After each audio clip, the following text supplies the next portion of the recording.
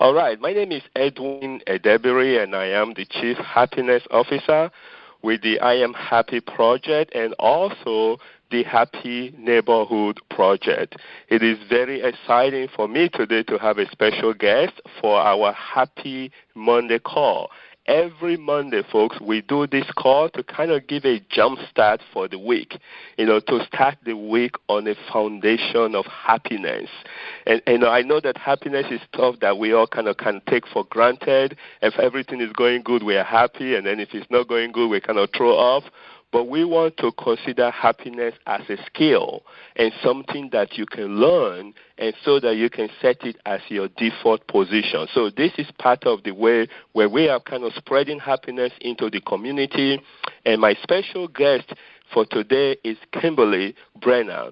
Kimberly Brenner is a licensed clinical social worker, relationship coach, intuitive energy worker, practicing for more than 30 years. Okay, folks, so there's a lot of experience coming here. Happily married for 43-plus years to Stephen. She helped couples figure out how to relate to being married. So today, folks, you can kind of sense already what the topic is going to be, and we're going to talk about relationship and happiness. Kimberly, welcome to the call.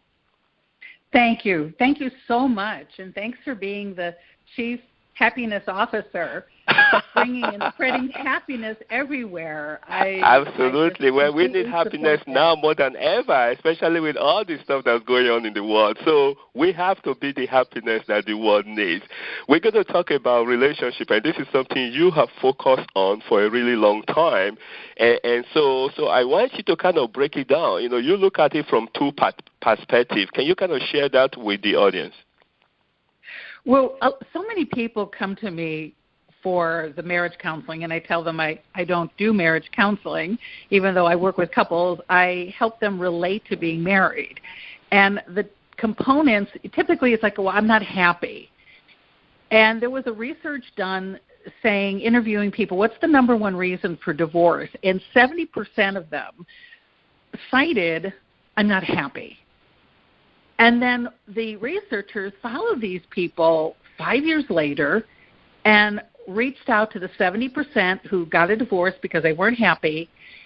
They found that 70% of that population said they still weren't happy, and that was 5 years later. So They got a divorce because they weren't happy, and yet 5 years later, they're still not happy. So this pursuit of happiness, and tied in with being married or being with somebody. So if that's one of the biggest reasons people are giving and citing for divorce, then we got our work cut out for her, don't we? We sure do. And I know when you're talking relationship, marriage is definitely a crucial part of it, but also it applies to folks who are boyfriend and girlfriend, who are in any kind of relationship. And so one of the things that fascinated me when we were talking, you break it down into internal and external. Can you touch on that for us? Absolutely. Like you said at the beginning of your talk today, where circumstances create our happiness. So that's the external. So when we're with somebody and they're complimenting us or they're gazing into our eyes and you can't wait to see them, this external person or external circumstances. Oh, I can't wait to go on this date with this person. I hope he likes me. We get this sense of feeling happy, but it really is about this other person. And then you have what Marcy Sheinhoff calls it, happy for no reason, where it's how do you develop that internal sense, the internal sense of being happy. And so often when I get couples in my office, she's unhappy, and the poor husband who's desperately trying to make her happy just can't figure it out. How do I make her happy? Because when a man feels I can't make my bride happy, he tells me I feel like a failure. I'm failing my wife. I can't make them happy. So either they work harder or whatever it is that they think will make them happy. And women don't know internally what does make them happy. They haven't taken the time to really explore And then after they figured out what really makes them happy, how do they communicate that to their mate, to their husband, to their partner, to their boyfriend, so that the boyfriend, partner, mate, whatever, knows exactly what to do, like hit the bullseye every time. And then that makes the partner feel successful. Like I was able, and we do this everywhere, not just in the relationship of male-female relationship, but we even do this at work. Like, how do I get my boss to like me? How do I feel happy at work? Well, when my boss likes me and we're communicating in the same area, then I feel happy because I'm not going to get fired. Right. Or I'm doing a good job. So those are all external. But this internal, so I come up with a simple thing that people can do to begin to build that internal muscle. And that is every day, say 7 new things that make you happy. And it's pretty simple. So, for example, things that you either see visually, like I live in El Paso and there's these amazing mountains. I'm surrounded by the Franklin Mountains. Or if I go up to Las Cruces, there's these Oregon mountains that are just breathtaking. And I look at them and I go, oh, those mountains make me happy. And then I'll look and see the sun shining through my window, and I'll go, oh, that sun makes me happy. Or I'll do something internal and think a thought and go, cotton candy makes me happy. Or whatever it is. But 7 new things every day. So you got to stretch. Most people can easily figure what does make them happy and say that.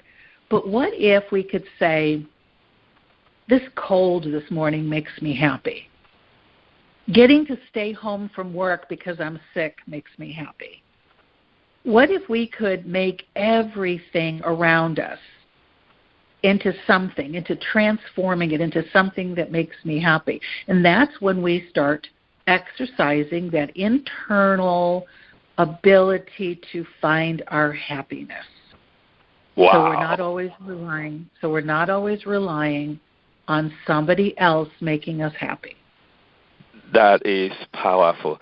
Now, as I'm listening to you, I quickly observe the simplicity of the suggestion. I think that's what really gets most of us in trouble, because it sounds too simple. It's kind of like, oh, give me a break. If it was like that, everybody should be happy, you know? Why those things that make us really happy are some of the simplest stuff? I agree. But if we're thinking what makes me happy is a raise, or what makes me happy is buying a new car. All of these things are external.